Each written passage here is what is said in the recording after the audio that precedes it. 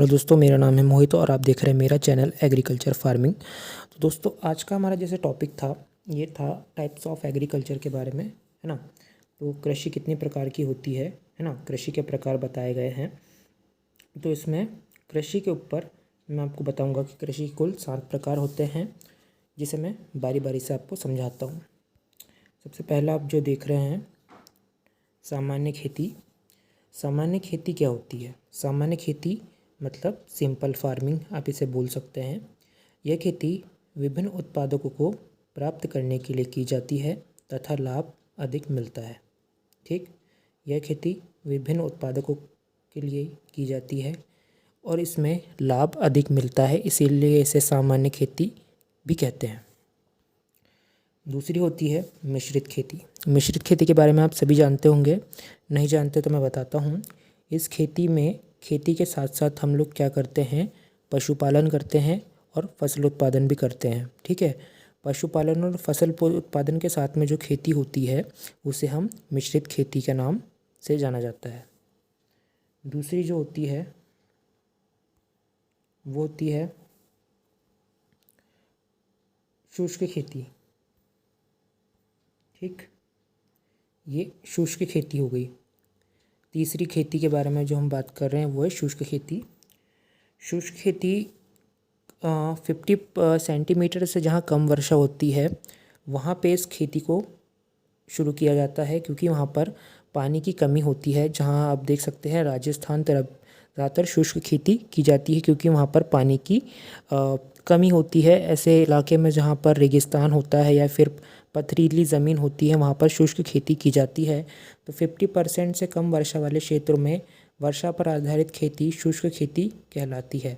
ठीक है, हम लोग बात कर रहे हैं फोर्थ विशिष्ट खेती के बारे में। ठीक है, तो विशिष्ट खेती में हम लोग क्या देखते हैं कि इसमें ऐसी फसल को लिया जाता है जो बहुत ज़्यादा महत्वपूर्ण होती है। इस खेती में विशिष्ट पदार्थ या विशिष्ट फसल की खेती की जाती है। ठीक है, तो इसे विशिष्ट खेती के नाम से भी हम जानते हैं।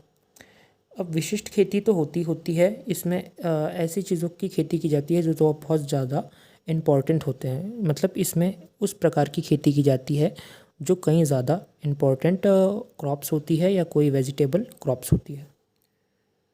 सघन खेती के बारे में। सघन खेती ये एक निर्धारित क्षेत्रफल में उपलब्ध साधनों का समुचित उपयोग करते हुए लगातार खेती करके अधिक उत्पादन प्राप्त किया जा सकता है। सघन मतलब जहाँ पर सघन क्षेत्र होते हैं, ऐसे जगहों में क्षेत्रफल की दृष्टि से इस खेती को अपनाया जाता है और एक निर्धारित क्षेत्रफल में उपलब्ध साधनों का समुचित उपयोग करते हुए लगातार खेती करके अधिक उत्पादन प्राप्त किया जाता है। इसे सघन खेती के नाम से जाना जाता है। ठीक है, सघन खेती के बाद बात आती है ये दो खेती, जीवाश्म खेती। जीवाश्म खेती के बारे में आप सभी जानते होंगे। जीवाश्म खेती किसे कहते हैं? तो जीवाश्म खेती खेती की वह प्रणाली है जिसमें खेती के लिए रासायनिक खाद उर्वरकों का प्रयोग नहीं होता है, सिर्फ जीवाश्म खाद का उपयोग होता है। तो जीवाश्म खेती होती है। जीवाश्म खेती में हम देखते हैं कि हम लोग इसमें रासायनिक खाद कीटनाशकों का प्रयोग ना करके जीवाश्म खाद और उर्वरकों का प्रयोग करते हैं। जो जैविक उर्वरक होते हैं उनका उपयोग करते हैं।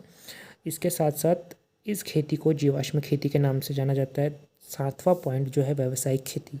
ये पॉइंट जो है वो कहीं ज़्यादा इम्पोर्टेंट होता है, क्योंकि व्यापारिक कृषि एक प्रकार की खेती है ना।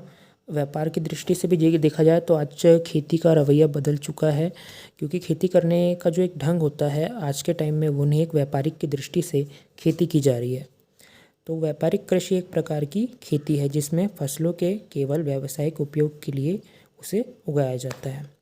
यह खेती एक आधुनिक तरीका है ना, जो बड़े पैमाने पर की जाती है ना। अब ये खेती जो होती है बड़े पैमाने पर इसलिए होती है क्योंकि इसमें श्रम पूंजी व्यय अधिक लगता है और इसमें खर्चा भी अधिक लगता है। तो जाहिर सी बात है कि इसमें ज़मीन भी ज़्यादा लगेगी। तो इस प्रकार की खेती में बड़ी भूमि, श्रम और मशीनों का उपयोग किया जाता है। उदाहरण भी यहाँ पे बताएं, एग्जाम्पल मछली पालन, फल उत्पादन, डेयरी फार्मिंग। अगर आप देखिए मछली पालन करते हैं तो इसमें आपको पानी और जगह के साइज़ में आप तालाब और मछली पालन के लिए उस जगह को चिन्हित करना पड़ेगा जहाँ पर आप मछली पालन कर रहे हैं। तो उसके लिए आपको पानी एक तरीके से ज़्यादा ज़रूरत पड़ेगी।